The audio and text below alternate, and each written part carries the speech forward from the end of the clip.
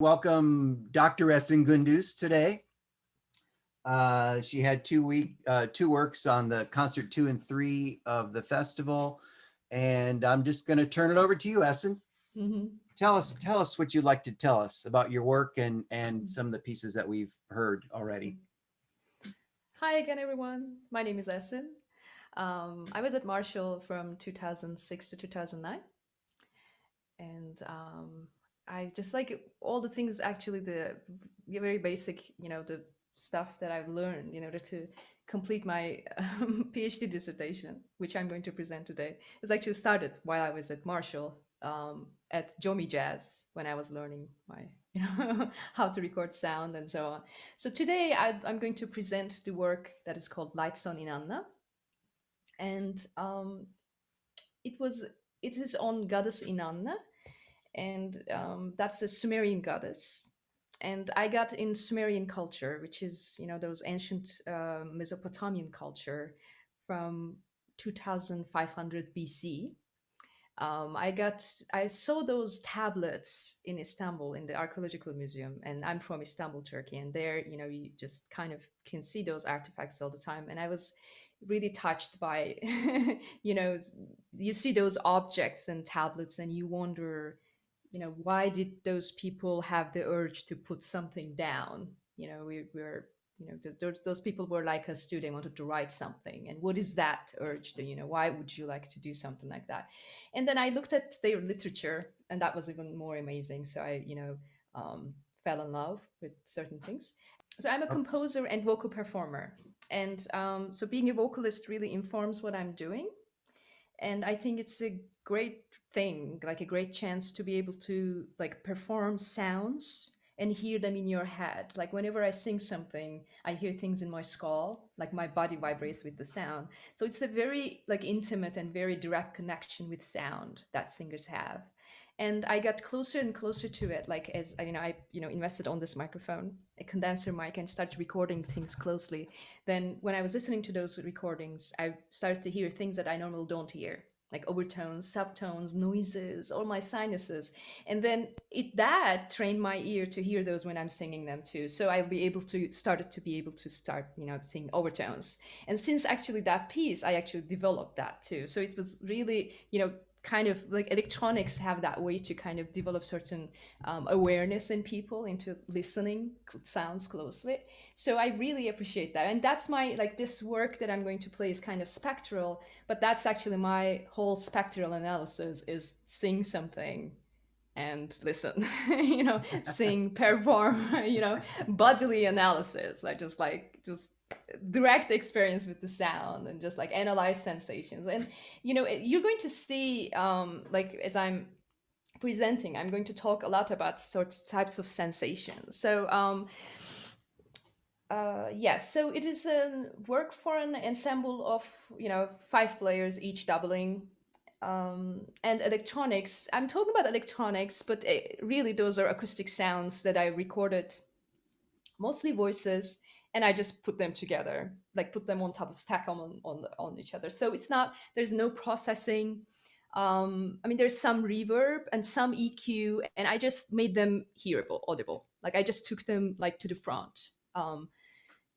Amplified them and so on, and they interact with each other, and they have like those interference and beatings happening and so on, but they occur naturally. So I didn't necessarily work on electronics. So when I say electronics here, I kind of feel bad a little bit. It's not really um it doesn't really reflect. So in my first draft of the score, I actually had this other score where I notated the electronics because it's acoustic sounds, but it got messy because electronics, the way that I want to use electronics is I want to capture those sounds that are hard to capture at the moment of a performance.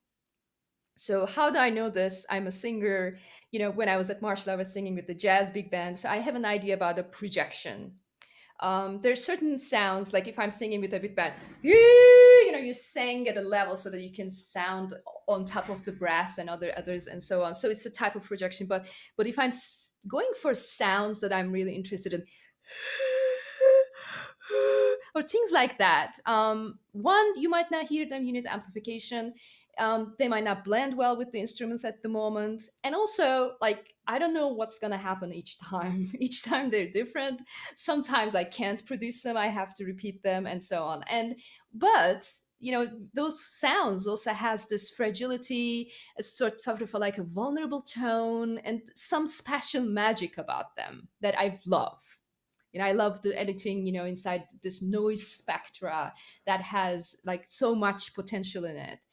Um, so that's actually why I'm recording them, and also the possibility of having 11 of me or 11 singers singing behind those instruments are harder than just recording these and having them just starting the track.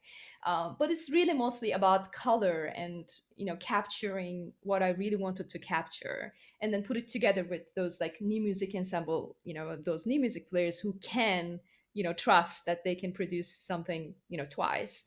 There are some instrumental sounds in there too. For instance, we have multiphonics on English horn and oboe, which we couldn't catch again. It was just one time. There was just there were those multiphonic melodies happening, and it never happened again. So I had that recording. I used that, or I have a Iranian def that I was swiped, and I used that just because at this one time I didn't want to add it to the instrumentation and so on.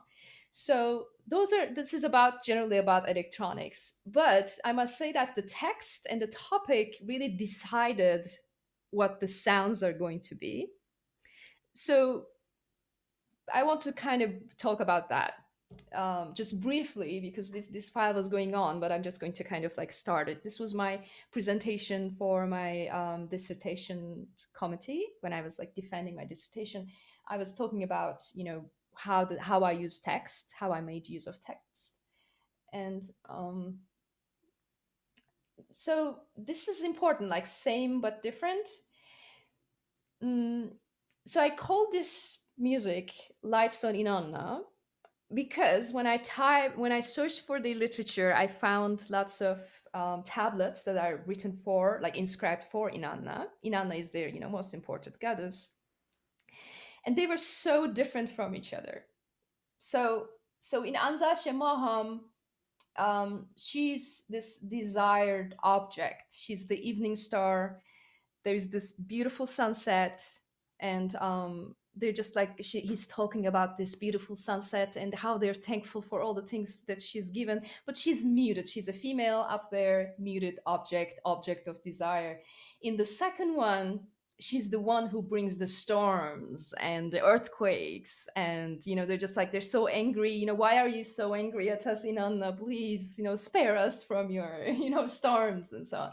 So it's a different, and they're kind of she's a kind of a she's a bitch. She's just like really causing presence. She's a guilty subject. It's just like it's so different from the Inanna that I heard in the first one, which she was just this loved object, and she didn't even make a noise.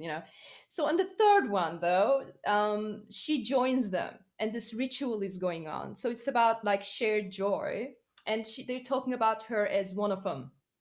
Like it's almost there's this like village folk dance environment or something, and she joins them, and they accept her one of them. So it's like I could see those three tablets as like projections on a female, like they existed in 2500 BC. And they relate to this woman in those different ways. At the same time, when we kind of look at it as her as a goddess, what like writer Ken Wilber calls like three phases of God. In the first one, they personify her as she's a person sitting up above the clouds. In the second one, she's this guilty subject is sending the storms. So she's the nature and the universe that is kind of showing you signs, which is like sending a comet, a lightning, and that's her speaking. It's the nature around you. And the third one, she was like, there were lines in the third one like, I am you, Inanna, and you are me. And Dumuzi, her partner, oh, I am you, Dumuzi, and you're me, and so on. So it was more like, I am her, you're me, is part of my consciousness, we're one, kind of, so we could also like see those differences. And then if I look, the feeling towards people and the energy happening between them as sensations or vibrations, if I wanted to kind of see them as like those, Um, the first one has adoration and praise. The second one has fear and plea, and the third one has joy and pleasing. And then, like, as you see, as I go down, I'm kind of trying to turn into these like concepts into types of sounds and lights and vibrations, because then I can really talk about, types of colors and then produce them as sound. So this was my analysis, and then I perform things, and then they were sound. um so if I kind of concentrate on types of lights, which are vibrations, in the first one it was the sunset and evening star. In the second one, there was a lightning or maybe a comet, we don't know, and an earthquake. In the third one, I was imagining the type of light as aura or energy. They're just all together, and there's this shared joy. um, and then I thought about forms of energy or life elements, earth and air, and this one, water and electricity, air. And then the third one, I was imagining electricity as bodily sensation, and so on. So those really informed my thinking and what I'm going to look for. And the text wise, you're not going to really see someone singing the text, but I chose some words of importance. From the first tablet, I chose Anzache Maham. It means as lofty as the horizon. And this was like kind of being repeated during the poem, like Innana, you are as lofty as the horizon, and blah blah blah blah blah. Innana, you're as lofty as the horizon. So, I thought that that's kind of important. In the second one, she sends the lightning and she turns the darkness into light. And I think that, like, both we knew what's happening, that was like a kind of moment action. And I really like the idea that something is turning into something else. So it kind of talks about the transformation. One quality changes into something, or there is one thing, and then suddenly afterwards we hear some other thing, and so on. So I really like that contrast. Um, and in the third one, it said to make you joyous. And this was repeated, and I really like the sounds of them too. Urre, kamuhule, the kind of this. I turned it into actually some sort of a rhythm. Um, and then I took to, just kind of look at the text, and I performed the text and try to find, look for the colors of each of those words and what do they want? How can I turn them into like a sound, and then how can I turn those words into instrumental sound? How can I realize those sounds? And realize all those, kind of sensations, feelings, types of relationship, or their psychology into sound. And I mean, there is this thing about Sumerian that, for instance, there's just one sign that means lightning, and it's the zigzag. And actually, the word zigzag is a Sumerian word, like that old. So there's this thing where the symbols of the words, which I don't think I've included here, is both the symbol of the thing. You can see the actual, like, either the object or the concept of something. At the same time, the way that they sound usually reflect the thing itself, like zigzag, or there were other examples. Was a gish is kind of like to turn something, and so on. So I was kind of like going, resembling that. I thought that I could take, kind of Sumerian words, and then, of course, how I hear them as, and then turn those into sounds. Um, so maybe we can listen to the first one. Generally, also, I must say that each movement has a particular sound character. I also could kind of concentrate on certain type of ways of, like, producing sounds in the body. In the first one, I was channeling one singer called Lassa de Sala. She's a Montrealite singer who sings on very different languages, but she always sounds like it's this kind of like tone. It's very beautiful. It's very beautiful, but it's a certain type of character. So I was thinking about that, and also type of like falsetto, kind of imitating, as if this is my highest tessitura, highest part of my register, or air in sound, and so on. So when I play that, you're going to hear all those characters. In the second one, Actually, I was thinking about Caetano Veloso and like how, when he's singing in like Portuguese, he has this kind of e, and he has this like falsetto tone, and it's very direct and like very brassy, and I really like related it to this kind of like lightning kind of sensation and color. And also I use things like, for instance, like throat playing of like those like morning songs from, I know that ancient women in Anatolia, they have those morning songs. They say ceremonies. We don't know, but there's stories of them. They playing it like things like that. So undulations, types of vibrations. So I use those kind of things here, and lots of chest voice and bass trombone.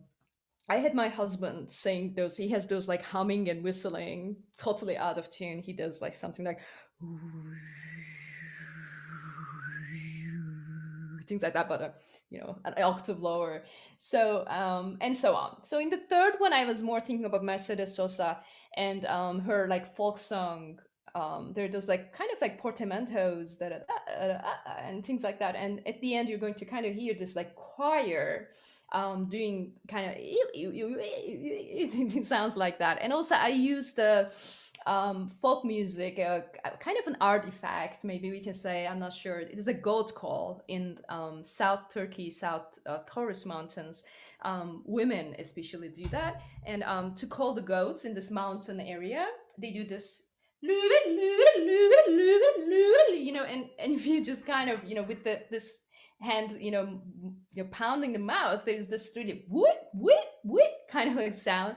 So actually I use that all around third movement to create this kind of like groove, like they're almost like they're all those like women singing, and there's this like, or they're dancing, or whatever they're doing, um and so on. So those are like things like I already decided before I compose, and then I thought about instruments like and their tessitura. So maybe I'm going to show the first movement, um, just points to certain points so that when we're listening, you can listen for them. It's here you see, for instance, for viola, I say listen for the grain of the sound, whistle-like overtones with noise, and I say ingress and breath out, and so on. Like these were things that I really communicate to them. And then one really important characteristic of this first movement is this English horn tessitura, where the very high register, this highest register in English horn, has this flute-like quality, and it's very soft and very magical. You're going to hear it. And I even told her to add more air in sound, like more sound air into it. So there's this like, it really came together with all those electronics that I recorded, and also with harmonics overtones on the strings. And I told the marimba player to bow the marimba, which is really quiet, but it was adding to that kind of like overtony, the bell kind of, but it's kind of a sus- um, like a muted bell or something. And a trombone, well, I had a really good trombonist, luckily. And then he plays like at the very end, he plays his high notes just very softly. He could really produce the soft tones that I asked him to, yeah, hear.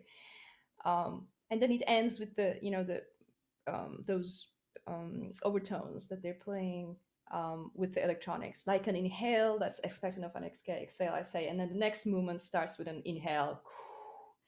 So now I'm going to play the first movement and show the score. I mean, this kind of music, I think, best listened with your like eyes closed and just going for the sounds, because that's like how the electronics are kind of designed. Electronics are not really metered. Um, but I think it's, the first movement has this redone score. Maybe it's good that we see this with the score, and then rest we can just kind of listen, and then you can talk about your impressions of it.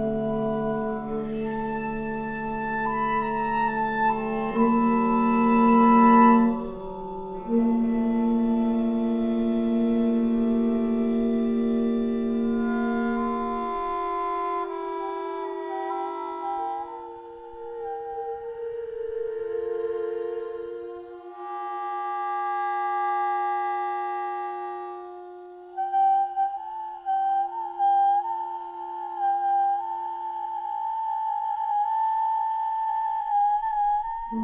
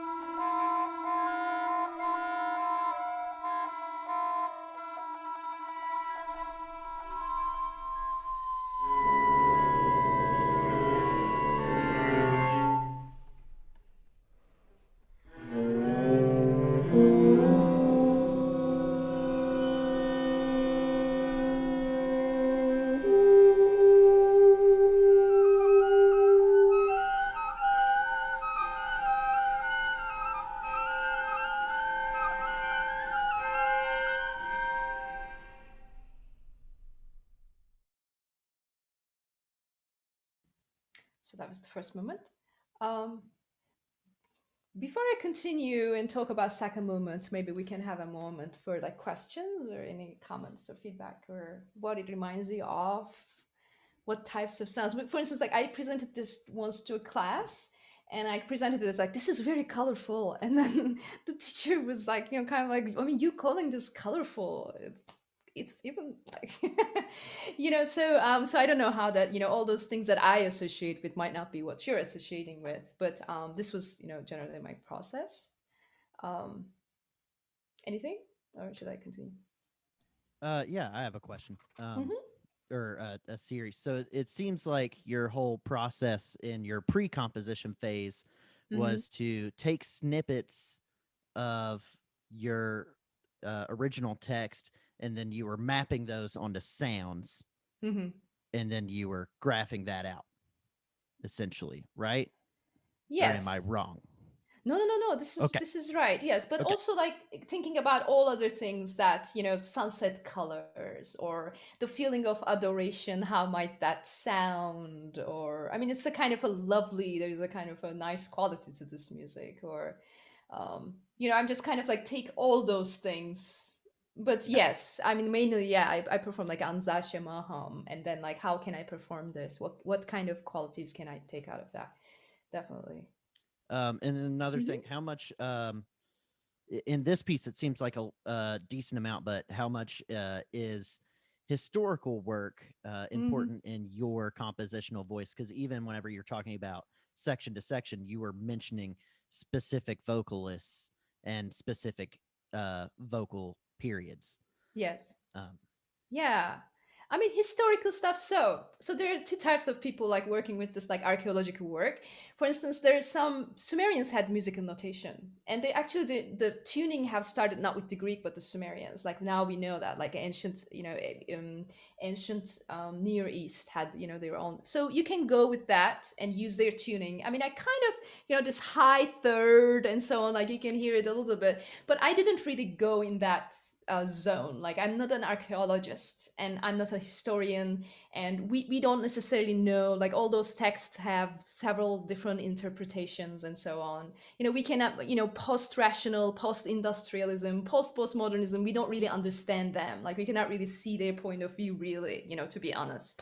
So what I'm doing is from an artist's eye, this is how I understand them, and I kind of want to believe that as a human being I relate to that poet, being adoring a sunset and going from there. So that is, I mean, I did a lot of work with the text and finding the originals of this text and fact checking and making sure those words mean those and all that. I mean, it took time, and I still have those like folders of like Sumerian stuff, comparing things and looking at the shapes and and all that. But mainly it's not really that. And the other singers, it's I that's my work. I listen to things, I perform them, and I compare them. That's my life's work.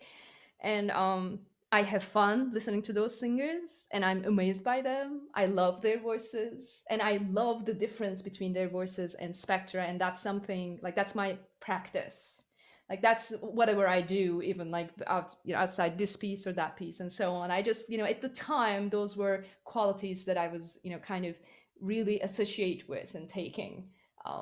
For some people, it's probably instrumental voices or spectral analysis or so on. For me, it was like the qualities that the singers are kind of going towards. So yeah, it's a lot of. I mean, I must say it's a lot of work, but it's more about like I'm going with what I like and what gets my attention, like what I love. And I think it's a great thing to work on things that you love. I mean, it wasn't. I mean, it was a lot of work, but it was never boring. yeah, Yeah. Does that answer the question, Jonathan? yeah, Sorry, I yeah. think. So just to summarize, you use the historical stuff, but mainly just for inspiration, and then the other vocalists you're using is just because you like them and you know them, so you're using something that you know. Yeah, Okay. definitely. I mean that those voices define something for me. It means certain quality, certain type of singing. Yeah. And then I channel them, certain type of like embodiment, like that kind of singing.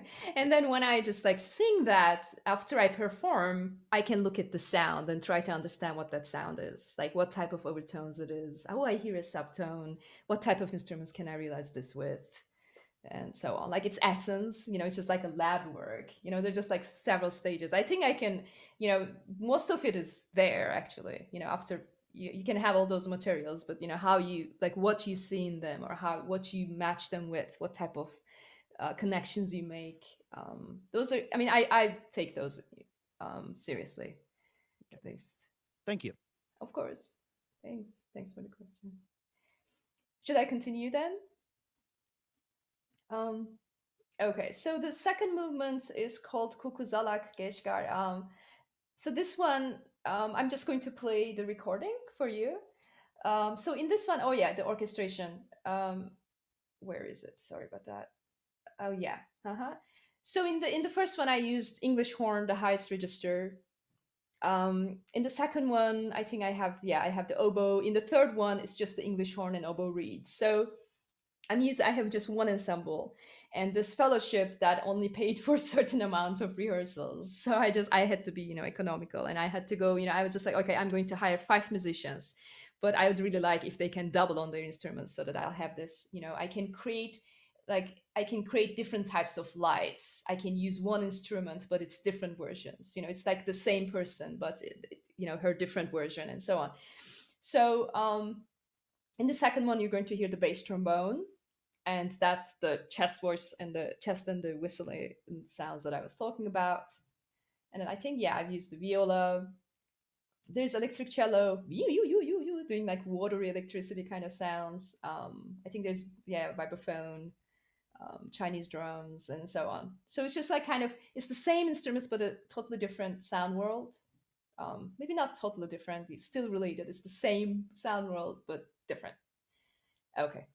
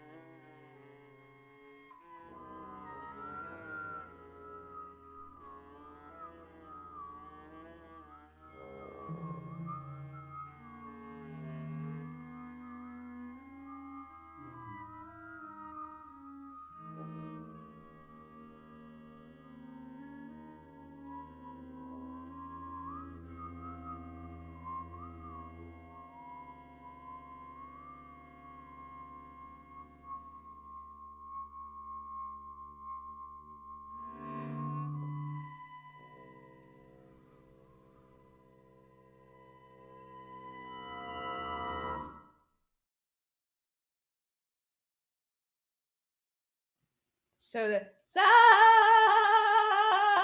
that was my lightning. So that's how it's produced.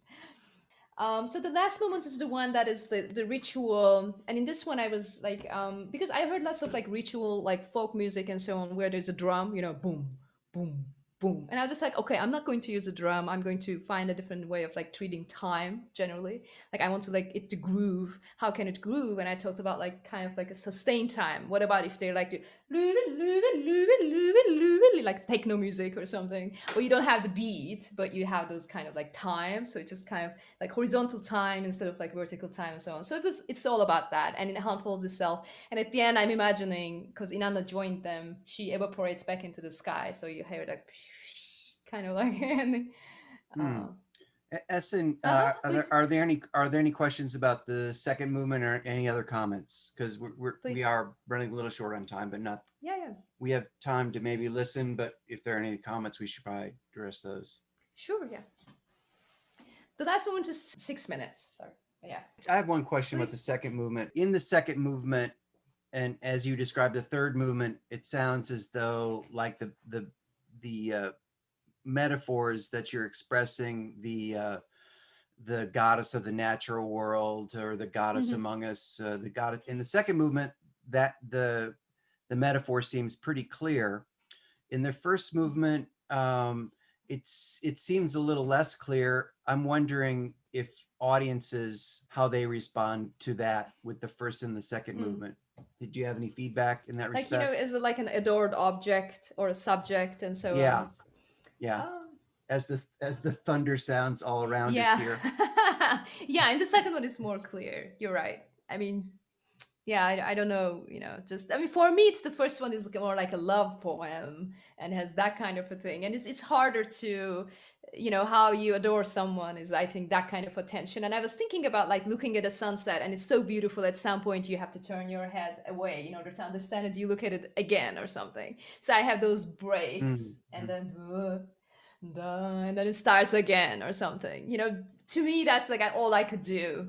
I think whenever there is an action, like generally, I could express it or not, but when there's an action of relating to something, it's easier to denote that. It's easier to make that happen with sounds. Like it's just like something is coming at me. Yeah.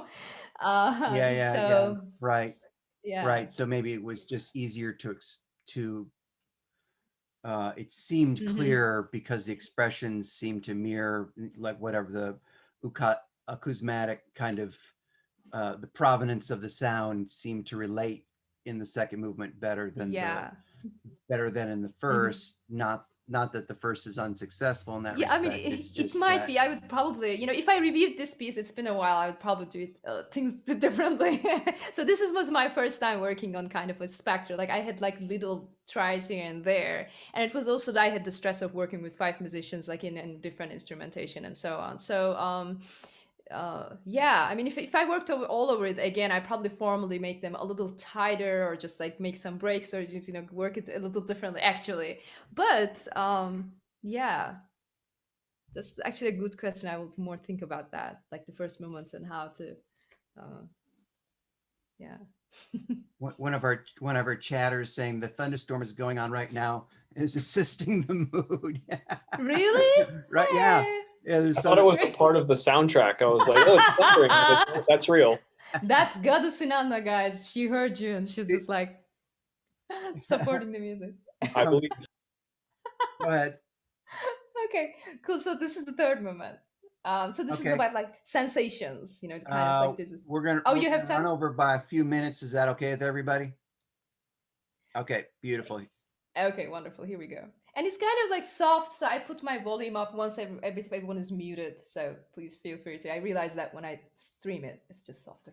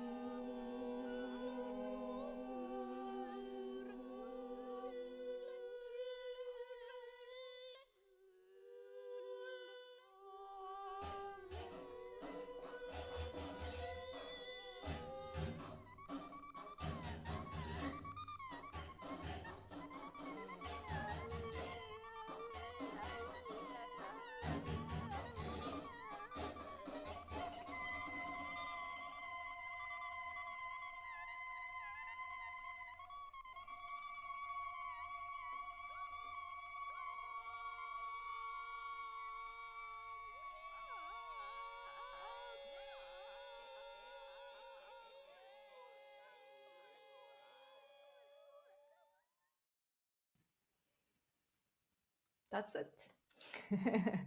Thank you so much. Thank you so much for letting me play this for you and having me over. Well, thank you for joining us today. It's been great. And thanks for sharing the music on the festival, especially too. So Of course.